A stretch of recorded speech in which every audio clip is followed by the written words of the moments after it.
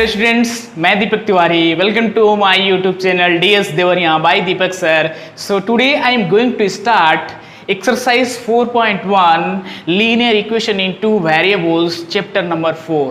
तो आइए बच्चों शुरू करते हैं एक्सरसाइज 4.1 का क्वेश्चन नंबर 1। एक्सरसाइज 4.1 का question number 1 chapter number 4 in NCERT book, बिल्कुल फुल एक्सप्लेनेशन के साथ, फुल कॉन्सेप्ट के साथ, because concept is the power of mathematics. तो डियर स्टूडेंट, बिल्कुल फुल कॉन्सेप्ट के साथ शुरू करते हैं। तो आप हमारे वीडियोस को शुरू से लेके एंड तक बिल्कुल सही तरीके से देखिए और अपना नोट्स अच्छे से प्रिपेयर करिए। तो आइए शुरू करते हैं। फर्स्ट क्वेश्चन है कि the cost of notebook is twice the cost of pen, write a linear equation in two variables to represent this statement. कह रहा है कि जो पेन का कास्ट है, जो नोटबुक का कास्ट है वो ट्वाइस है कास्ट ऑफ पेन के।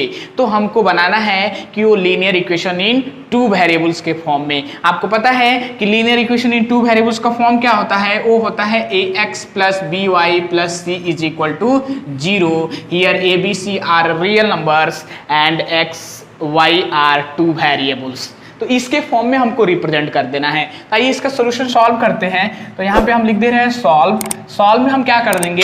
लेट कर लेंगे कि जो नोटबुक है, यहाँ पे लेट कर लेंगे कि let the cost of notebook is equal to X rupees. यानी हम कॉस्ट ऑफ नोटबुक को क्या मान ले रहे हैं कि कॉस्ट ऑफ नोटबुक क्या है? एक्स रुपीज है। यानी कॉस्ट ऑफ नोटबुक भी X rupees and the cost of pen is equal to Y rupees. ठीक है, यानी जो नोटबुक है वो हमारा एक्स रुपीज मैंने मान लिया है और जो आपका पेन है उसको हमने वाई रुपीज मान लिया है। अब अकॉर्डिंग टू क्वेश्चन, अब क्वेश्चन क्या कह रहा है? क्वेश्चन के अकॉर्डिंग कह रहा है कि the cost of notebook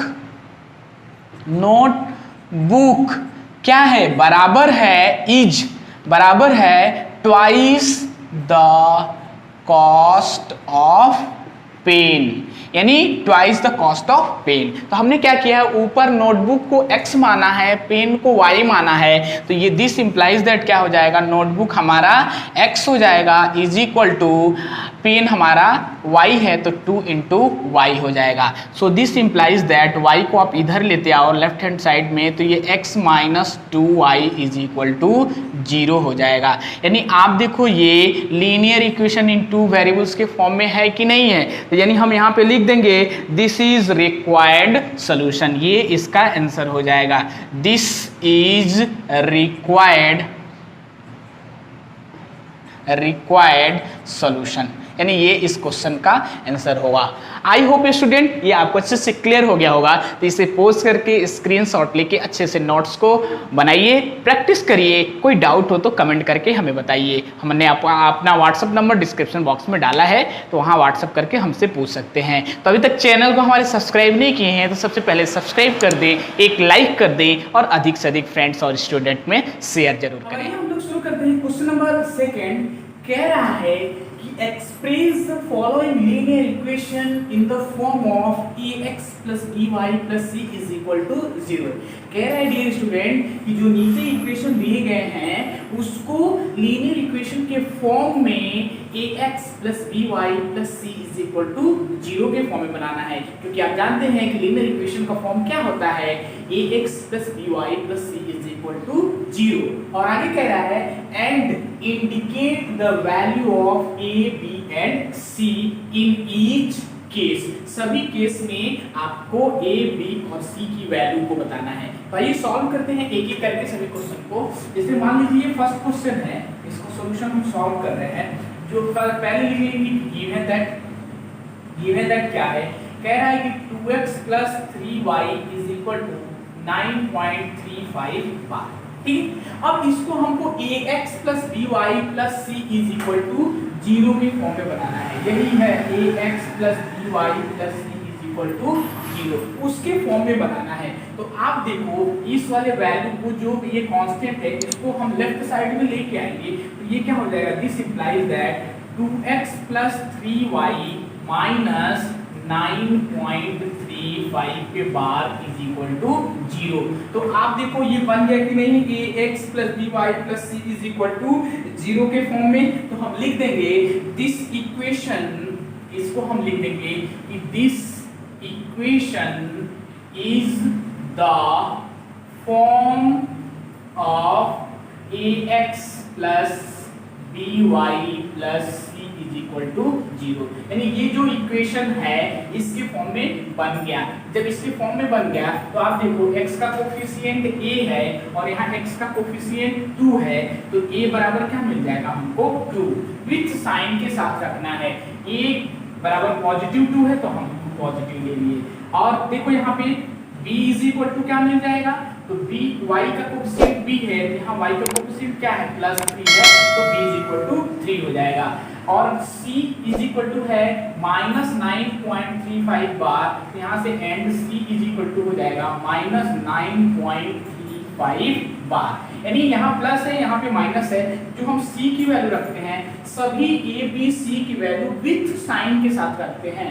positive होगा तो पॉजिटिव हो जाएगा, नेगेटिव होगा तो नेगेटिव हो जाएगा। तो यहाँ से c इज इक्वल टू आ जाएगा -9.35 पे बार। तो ये इस क्वेश्चन का कंप्लीट सॉल्यूशन हुआ। इसको करना क्या है, इसको linear equation in two variables ax + by + c is equal to 0 के फॉर्म में बना देना है। उसके बाद a b c की वैल्यू को विथ साइन के साथ बताना होता है।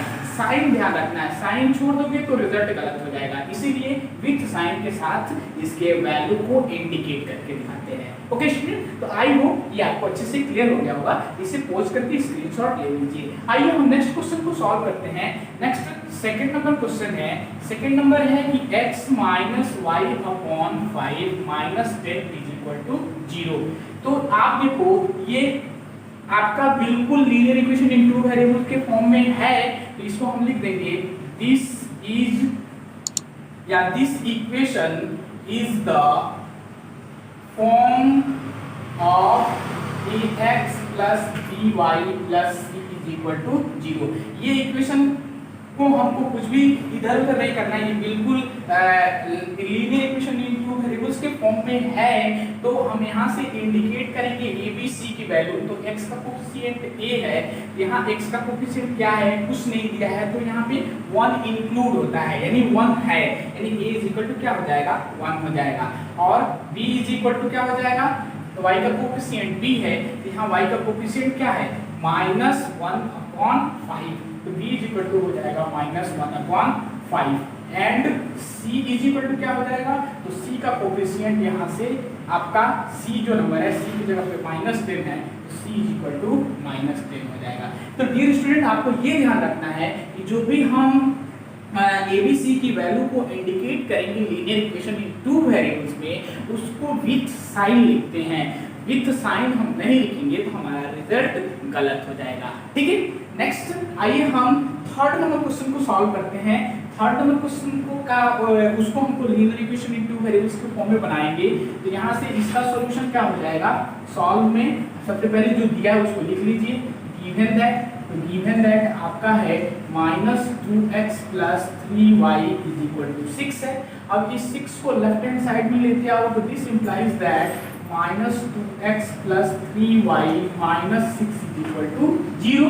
यानी अब इसको लिख देंगे this is the form of ax + by + c = 0। तो आप देखो ये बिल्कुल ax + by + c = 0 के फॉर्म में हो गया। तो यहाँ से x का कोफिशिएंट a है, यहाँ से x का कोफिशिएंट -2 है, तो यहाँ से क्या हो जाएगा, हियर a = -2, b = y का कोफिशिएंट b है, यहाँ से y का कोफिशिएंट क्या हो जाएगा, b = 3 एंड c = -6। तो ये इसका रिक्वायर्ड आंसर हुआ सभी क्वेश्चंस का। इसका ये फर्स्ट का ये आंसर हुआ, सेकंड का आपका ये आंसर हुआ और थर्ड का आपका ये आंसर हुआ।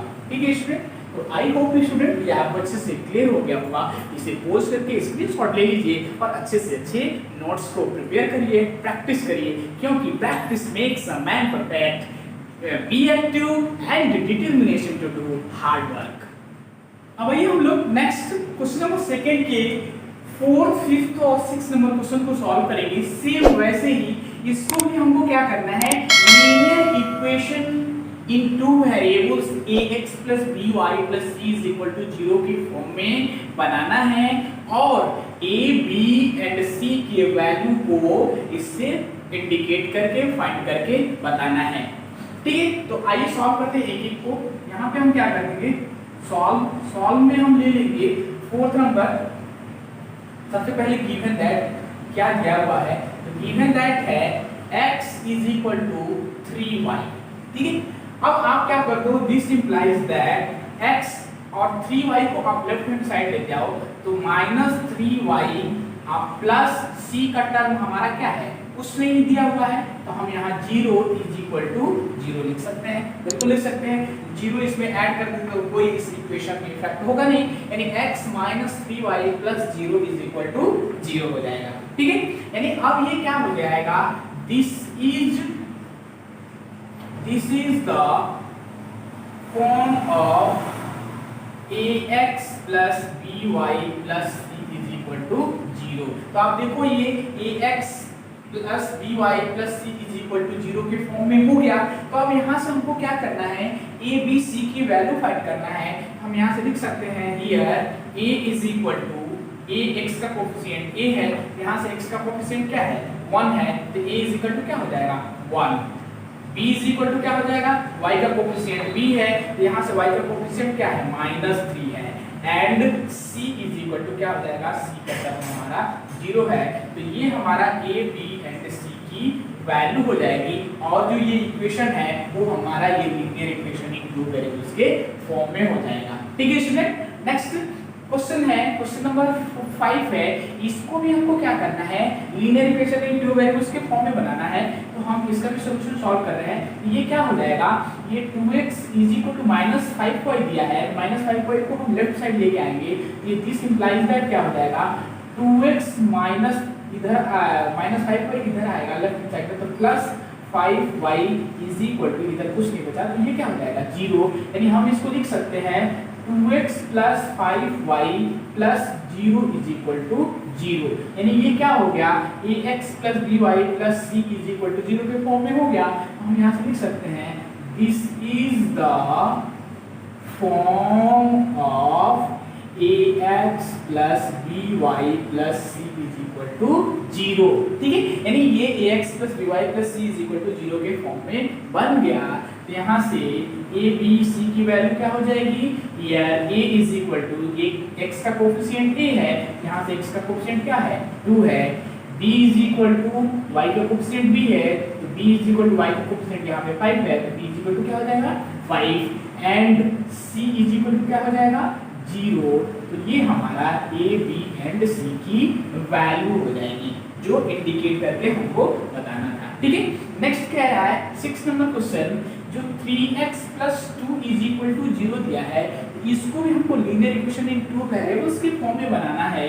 तो यहाँ से इसका सॉल्यूशन आप देखो, इसको हम लिख सकते हैं this implies that 3x plus यहाँ y का टर्म नहीं है क्योंकि ax + by + c = 0 होता है।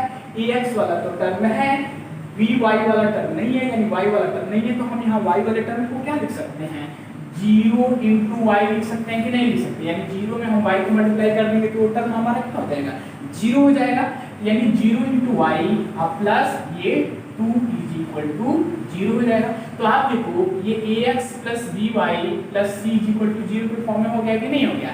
हम यहाँ से लिख सकते हैं this is the form of ax + by + c = 0। यानी ये जो हमारा 3x + 2 = कंसीडर हुआ है वो हमारा 3x plus 0y plus 2 is equal to 0 यानी कि x plus by plus c is equal to 0 के फॉर्म में हो गया। तो यहाँ से क्या हो जाएगा, here a is equal to x का कोफिशिएंट a है, तो a is equal to x का कोफिशिएंट यहाँ से क्या बन जाएगा 3, यानी a is equal to 3 हो जाएगा। b is equal to y का कोफिशिएंट b है, तो यहाँ से y का कोफिशिएंट क्या है 0 है, तो b is equal to 0 हो जाएगा। And c is equal to c की वैल्यू 2 है, तो c is equal to 2 हो जाएगा। ये हमारा a b एंड c की वैल्यू हो जाएगी, ये इसका रिक्वायर्ड आंसर हो जाएगा। ठीक है स्टूडेंट, तो आई होप स्टूडेंट ये सभी क्वेश्चन आपको अच्छे से क्लियर हो गए होंगे। इसे पोस्ट करके स्क्रीनशॉट ले लीजिए और अच्छे से प्रैक्टिस करिए, नोट्स बनाइए। ठीक है, तो आइए बच्चों आज हम आपको कुछ होमवर्क देते हैं क्वेश्चन नंबर 2 से रिलेटेड। आपको करना है कि एक्सप्रेस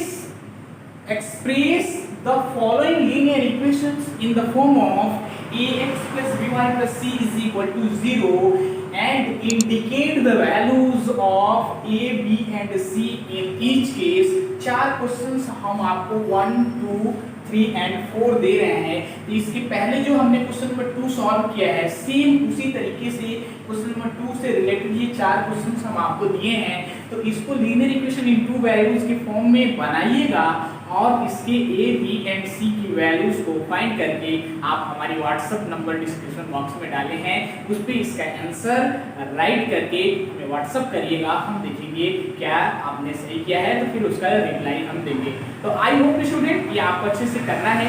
तो अभी तक चैनल को हमारे सब्सक्राइब नहीं किए हैं तो सबसे पहले सब्सक्राइब कर दें, एक लाइक कर दें। एक लाइक का मतलब ये है कि जब मैं इतना मेहनत करके डेली आपके लिए इंपॉर्टेंट क्वेश्चंस एक अच्छे फुल एक्सप्लेनेशन के साथ राइट करके सॉल्व करते हैं, एक लाइक कर दीजिए और अधिक से अधिक फ्रेंड्स और स्टूडेंट्स रिलेटिव्स में शेयर करिए। और फिर मिलते हैं नेक्स्ट वीडियो के साथ, तब तक के लिए सेफ रहिए, सुरक्षित रहिए।